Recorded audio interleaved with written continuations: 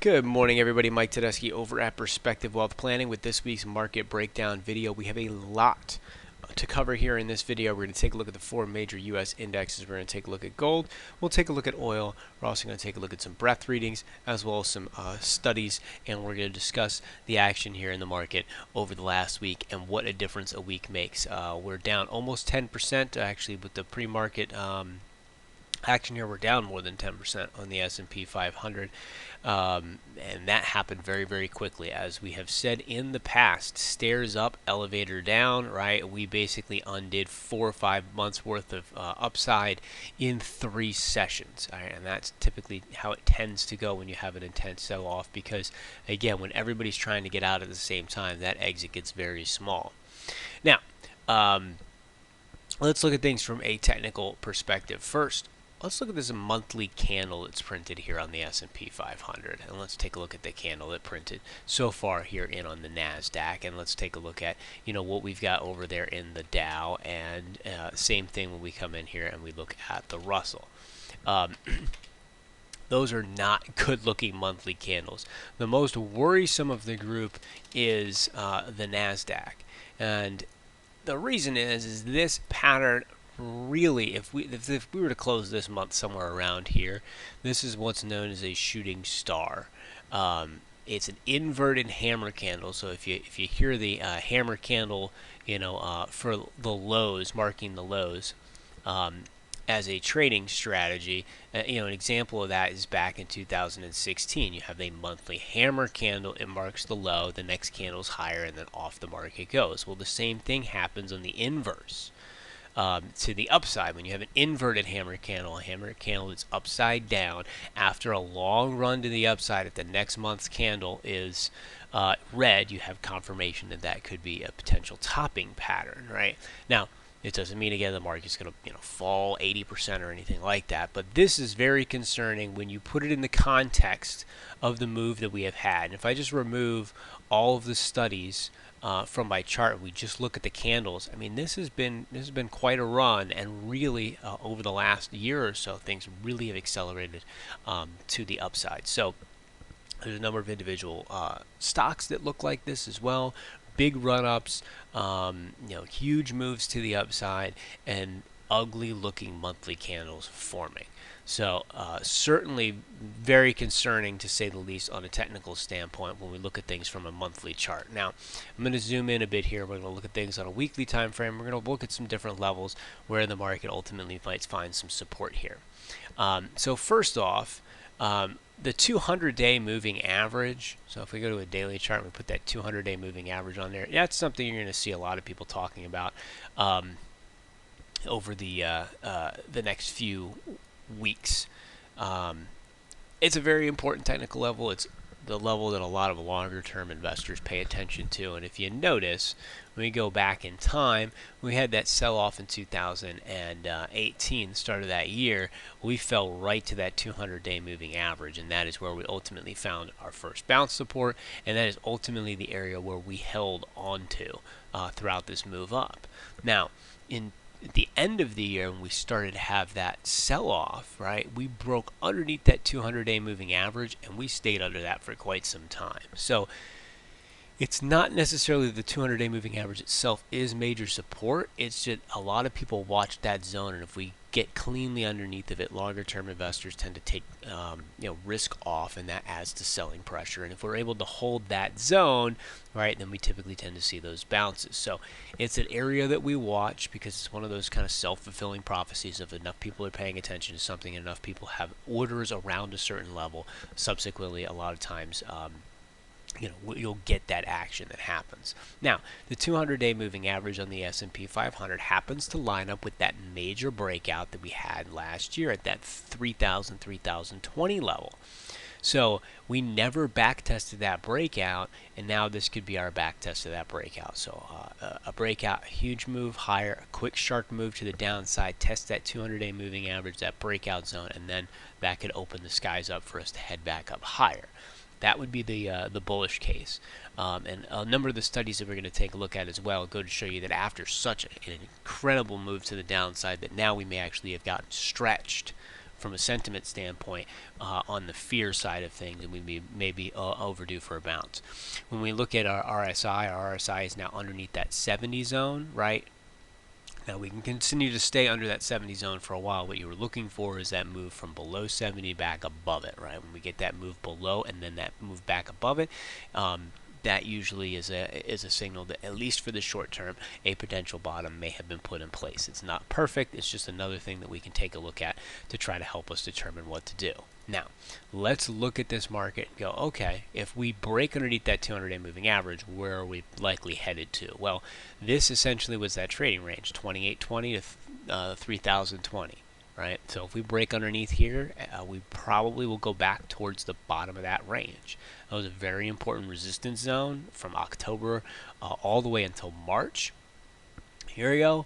And now we're sitting here. If we break underneath of it, that could act as support. So it acted as resistance, then it acted as support. So it's a very clear, clean line in the sand, so to speak. If that zone doesn't hold, let's back the chart up and let's look at a bigger time frame. All right.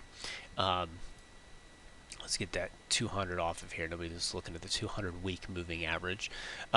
We really have this as the next kind of zone, and it's a zone, right? There really was only a couple days on the downside where we traded outside or in this zone.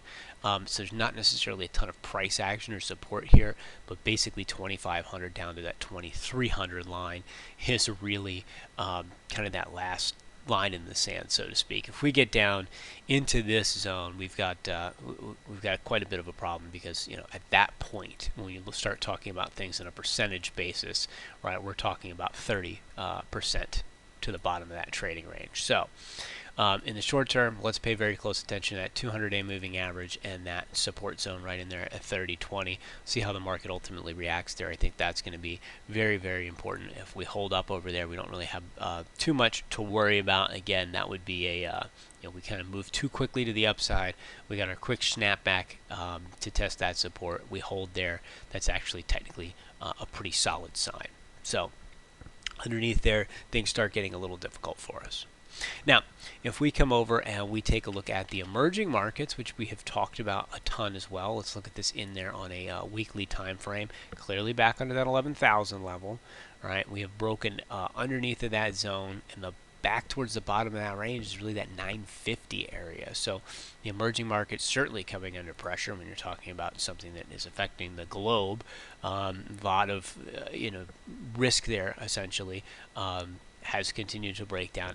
This does not look that good anymore, right? We had that push up, we had that potential to make that run back to the upside. Subsequently, it's back underneath those levels, right?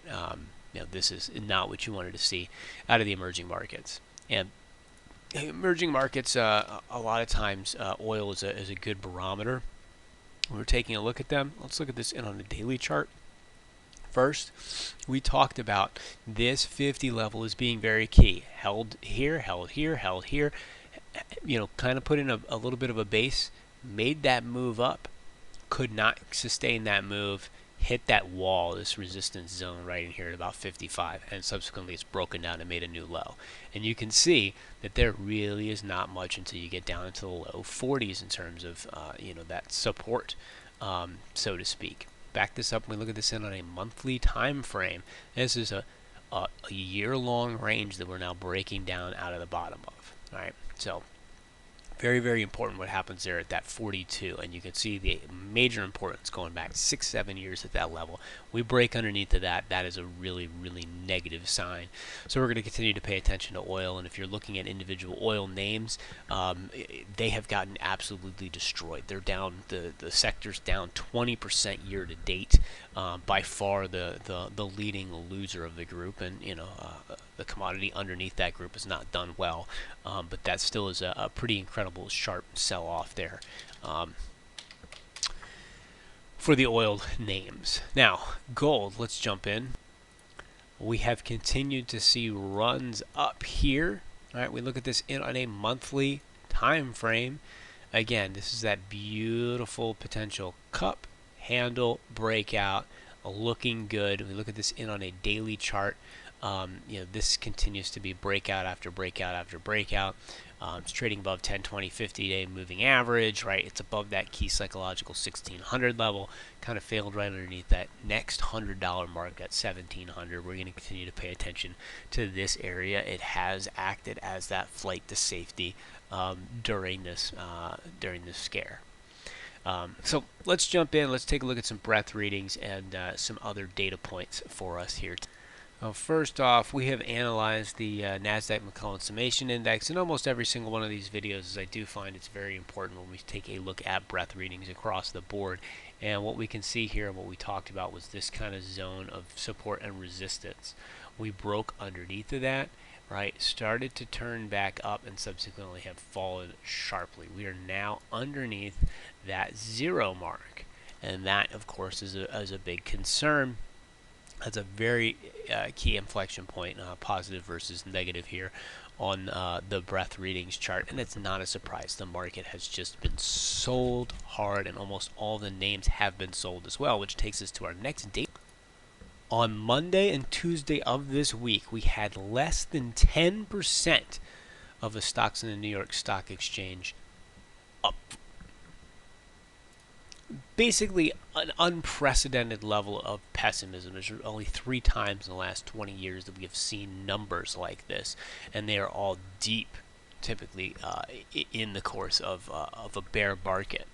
If we go and actually look at this, like both the previous signals here, the market ultimately did make one more push lower before turning around. But it did make both previous times, it did make a sharp, quick bounce in the short term. So again, when we start talking about sentiment, right, we talked about it on the other extreme 2 weeks ago. Way too many people overly aggressive, and now basically buyers just stepped out of the market for the first couple of days this week. So that is a positive for the bulls here in the short term. Now, the sentiment reading we always take a look at in these videos, Smart Money, Dumb Money Confidence Index, as we were talking about there for weeks. We were waiting for it to flip, and it subsequently has. So we have gotten that crossover here.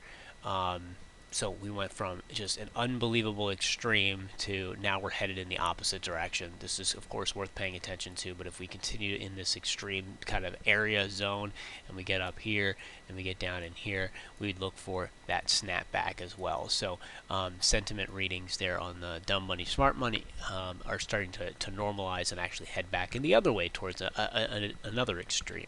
The last thing that I wanted to look at for you guys is the path that the S&P follows, following a quick 7% pullback from new all-time highs, and that's what we've had here, greater than 7% pullback. So we have the number of days, and then we've got the worst, the best, and the average overall. Now, we have had some incredible moves higher over the course of the next year. The average of the 5 best after we have such a sharp sell-off from those all-time highs is almost a 30% move to the upside. The average across the board is still positive. The negatives, on the other hand, down towards that -12. So risk to reward is still actually skewed in the bulls' favor here, because the worst 5 being -12, the best 5 being +28. So if we're doing our risk to reward, we're getting better than 2 to 1, and on average the market tends to be up. We're talking 6 months, a year out, 6 to 8+%. So even though this has looked really, really ugly here over a couple of sessions, again, when we take a look at the historical data points, typically when we have that sharp of sell-off, the market does make some sort of snapback. And again, when we historically take a look at things, unless we really are starting something like, the 2000s and 2008, we usually are going to find ourselves in a much better predicament a little bit out in the future. So we're going to continue to monitor everything here, guys.